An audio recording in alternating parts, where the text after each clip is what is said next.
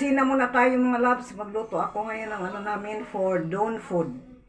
Ang kain namin ng dawn food kailangan 4 AM dahil bago mag 6 kailangan tapos ng pagkain namin.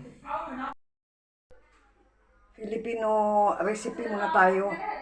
Ulam namin yung tortang talong. It's 1:20 AM. Madaling araw na po. Minsan dito pag Ramadan wala kaming tulugan. Itong ka-share din namin sa bahay, andito po aliga-aga pa sila. Minsan ang matulog ng maaga itong asawa niya kaya pinatay na niya yung yung sala nila. Si Rihanna man nag-read ng Quran. Kasi kailangan pag Ramadan mag-read ka ng Quran tapos tapusin mo. 3 pieces of eggplant. Dahil tuluman mi. Mangusina sa ata diri mga loves. Madaling araw na pangusina. Dahil 1:20 na, 4 o'clock kakain na kami ng dawn food. Ito ang recipe namin, tapos mag-drink lang kami ng milk. Kakain ng banana.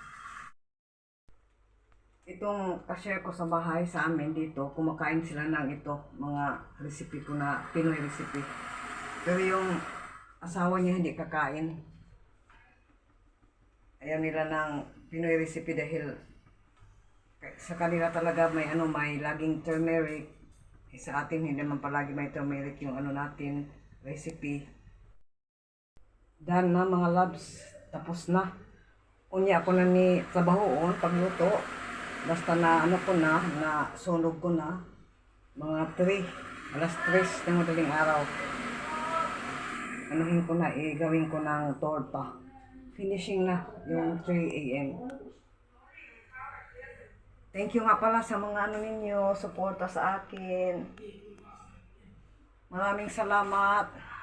Malapit na ang sweldo ko mga loves, malapit na. Ilang revenue na lang, kaunti na lang. Tayo, magpagwapa. Kapit tayo ng ipin. Thank you sa suporta ninyo, sa mga new subscribers ko. Maraming salamat po sa mga old subscribers. Maraming salamat sa walang sawang pagsuporta sa amin. Dito sa namin kapitbahay, baka may nakikinig. You're the night sky trying to make me see